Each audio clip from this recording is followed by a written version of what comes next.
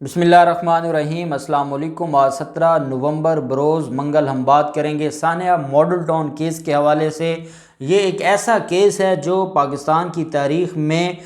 نہ کوئی ایسا کوئی واقعہ ہوا ہے، نہ کوئی ایسا ظلم ہوا ہے جو ریاستی دہشت گردی ہے۔ ریاست نے اپنی سرپرستی میں جو دہشت گردی کروائی تھی، اور یہ سابقہ جو دور حکومت ہے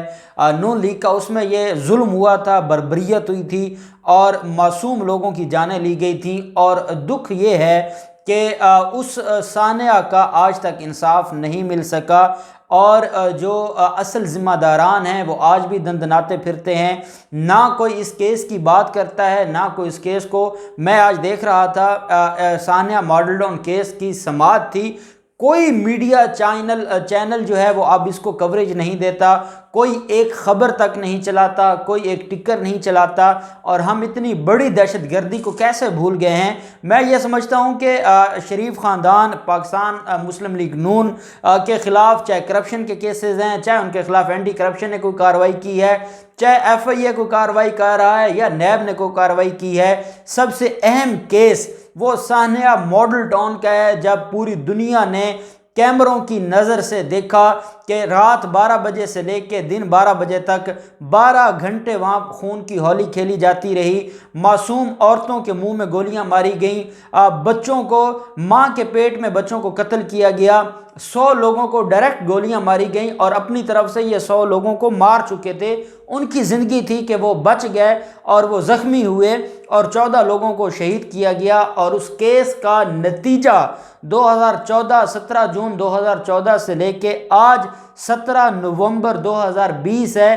جہاں سے کیس شروع ہوا تھا وہیں پہ کھڑا ہے، کوئی اس میں جو ہے وہ ڈیولپمنٹ نہیں ہوئی۔ اور آج جب میں نے دیکھا ساری جو وہاں پر ہیرنگ ہے،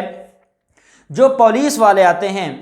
یہ کیس کی ڈیٹیلز میں پہلے بھی بتاتا رہتا ہوں، میں تھوڑی سی آپ کو ڈیٹیلز بتا دوں، اور پھر آج کی کارروائی کا جو ایک دل دہلا دینے والا ایک سین ہے وہ بھی میں آپ کے ساتھ شیئر کروں گا۔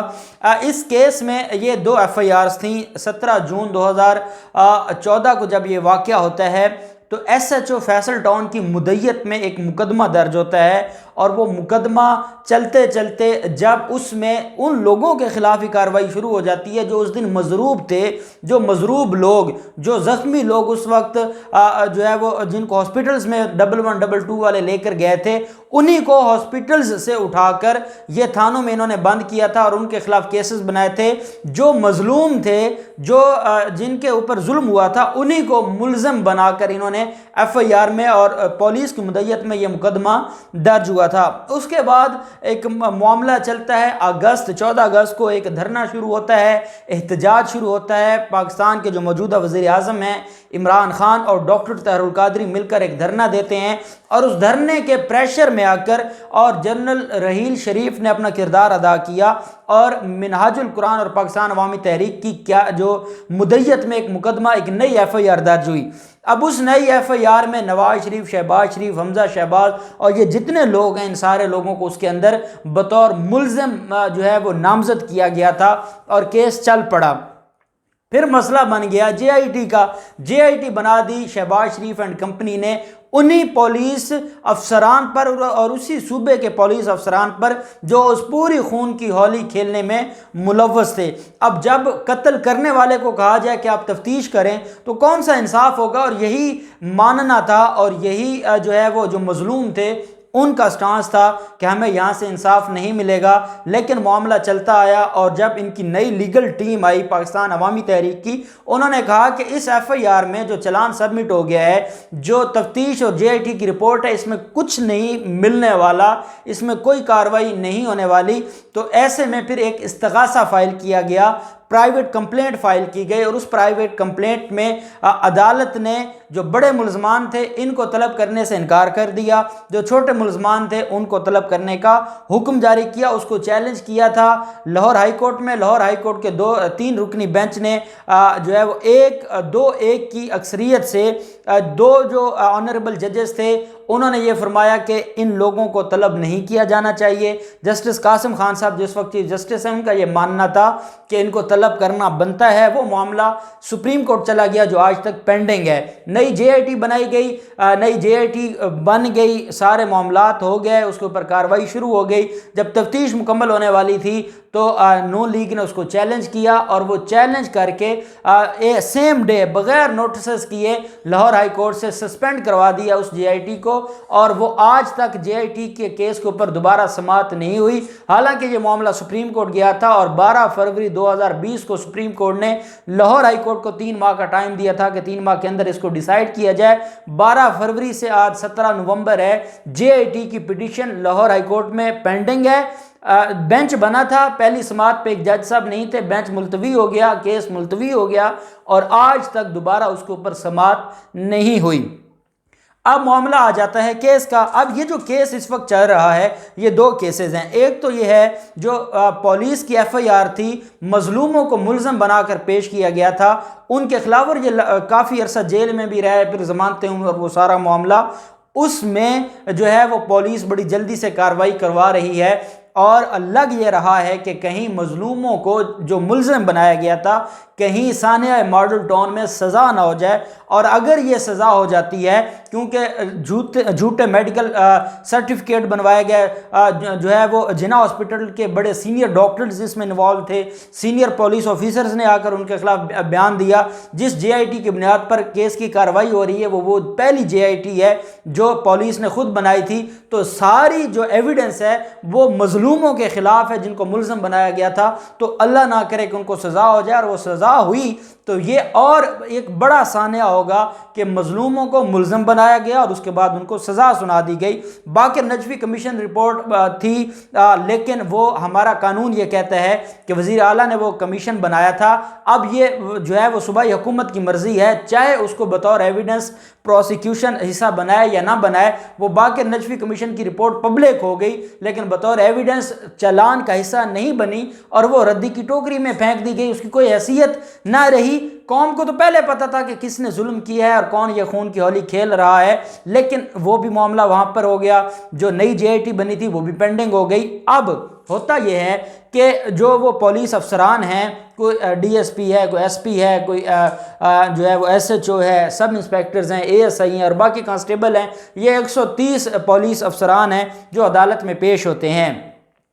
جب عدالت میں کیس کی سماعت ہوئی ہے اور جو وہاں پر جاتے ہیں، جو مدعی پارٹی ہے، جو مظلوم پارٹی ہے، ان کی حالت دیکھنے والی ہوتی جب ان کے سامنے پولیس والے مسکراتے ہیں اور ان کے سامنے کہہ کے لگاتے ہیں کہ آپ نے ہمارا کیا بگاڑ لیا ہے۔ وہ وقت ہوتا ہے کہ جب شاید ان لوگوں کو یہ فیل ہوتا ہوگا کہ کیا ہم اس ملک کے باسی نہیں ہیں، کیا ہم اس ملک کے باشندے نہیں ہیں، کیا ہمارا کوئی فنڈامنٹل رائٹ نہیں ہے، کیا ہمارے اوپر ظلم ہوا ہے، کوئی آواز اٹھانے والا نہیں ہے، کوئی ہیومنٹیرین گراؤنڈز پہ ہماری بات سننے والا نہیں ہے، کوئی ہیومن رائٹس کی آرگنائزیشن، کوئی جو موم بتی مافیا ہے، کسی کو خیال نہیں کہ ظلم ہوا۔ ظلم کے بعد ظلم سے بڑھ کر ظلم یہ ہوا کہ ان کو ملزم بنا دیا گیا اور ان کے کیس جہاں تھا وہیں پہ کھڑا ہے۔ اب انہوں نے جو وہ استغاثہ تھا، اس استغاثہ میں ایک درخواست فائل کی تھی اور اس درخواست میں یہ کہا گیا تھا، اب اس استغاثہ میں کیونکہ گواہ پیش ہو گئے تھے،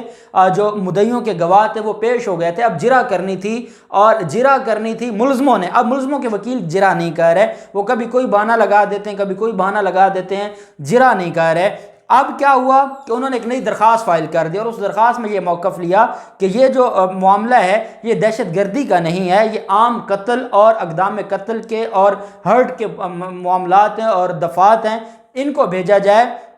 سیشن کورٹ میں ٹرائل کے لیے۔ اب وہ درخواست انہوں نے فائل کر دی، 1 سال ہو گیا اس درخواست کے اوپر وہ بحث نہیں کر رہے، اور ان کی بحث نہ ہونے کی وجہ سے پورا کیس رکا ہوا ہے۔ اب یہ اندھے کو بھی پتہ ہے کہ اگر 17 جون کو دہشت گردی نہیں ہوئی تو پھر پاکستان کی تاریخ میں دہشت گردی نہیں ہوئی، کیونکہ پوری دنیا نے دیکھا کہ کیسے ظلم ہو رہا ہے اور کیسے لوگوں کو سرعام قتل کیا جا رہا ہے۔ اب وہ درخواست ابھی تک پینڈنگ ہے۔ عدالت نے 20 نومبر کو دوبارہ جو ہے وہ ملزمان کے وکلاء کو، جو پولیس افسران ہیں ان کے وکلاء کو آخری موقع دیا ہے کہ آپ اس درخواست کے اوپر بحث کریں۔ جب اس درخواست کے اوپر بحث مکمل ہوگی تو پھر عدالت مزید کارروائی آگے چلائے گی۔ اور یہ ایک بات حقیقت ہے کہ سانحہ ماڈل ٹاؤن شریف خاندان کے گلے کی ہڈی بن چکا ہے، اور یہ نہ اس کو نگل سکتے ہیں نہ اگل سکتے ہیں۔ چاہے ان کے جتنے طاقتور وکیل ہوں، چاہے ان کی جتنی لیگل ٹیم مضبوط ہو، چاہے ان کے پولیس میں جتنے تعلقات ہوں، الٹیمیٹلی اس کیس میں ان کو سزا ہونی ہے، کیونکہ جو خون ہے وہ کبھی معاف نہیں ہوتا، اور خون کبھی پیچھا نہیں چھوڑتا، اور خون کبھی کسی کا رائے گاں نہیں جاتا، اور یہ تو ناحق خون ہے، اور ناحق خون اور مظلوم کی جو بد دعا ہے وہ بھی آسمانوں پر جاتی ہے۔ اب مجھے یہ لگ رہا ہے کہ ان سارے معاملات پر اگر 20 نومبر کو سماعت ہو جاتی ہے تو اس میں یہ درخواست پہلے ڈیسائیڈ ہوگی، اور اس کے بعد جو ملزمان کے وکلاء ہیں وہ جرا کریں گے، مدعیوں کے گواہان پہ، جو استغاثہ کے گواہان ہیں ان کے اوپر جرا ہوگی۔ اور جو دکھ بھری جو کہانی ہے وہ یہ ہے کہ جب پولیس والے تنزن کہہ کے لگاتے ہیں مظلوموں کی طرف دیکھ کے، تو اس وقت جو عالم ہوتا ہے وہ میرے جیسا ایک نیوٹرل بندہ وہ نہیں برداشت کر سکتا کہ دیکھیں ان کے ساتھ ایک تو زیادتی ہوئی ہے، اور بیچارے عدالتوں میں دھکے کھا رہے ہیں اور بیٹھے ہوتے ہیں پلاٹ میں، اور وہ ان کی حالت ہی کوئی نہیں ہوتی کہ یہ کیا ہیں، اور انہوں نے کروڑوں روپے لگا دیے ہیں اپنے وکلاء پر اور اپنے کیسز پر، اس کے باوجود انصاف نہیں ملا۔ اب دیکھتے ہیں 20 نومبر کو کیا کارروائی ہوتی ہے۔ میں اب اس کیس کو انشاءاللہ ڈیٹ ٹو ڈیٹ لے کر چلیں گے، جو بھی اس کی تاریخ ہوگی، جو بھی اس میں کارروائی ہوگی، ہم اپنی کوشش کرتے رہیں گے۔ اللہ پاک مظلوموں کا ساتھ دینے والا ہے۔ انشاءاللہ ہم سب مل کر جب ہر پاکستانی کی آواز بنیں گے تو انشاءاللہ پاکستان میں انصاف کا بول بالا ہوگا۔ اللہ پاک پاکستان کا حامی و ناصر ہو۔ بہت شکریہ۔ اللہ حافظ۔ پاکستان زندہ باد۔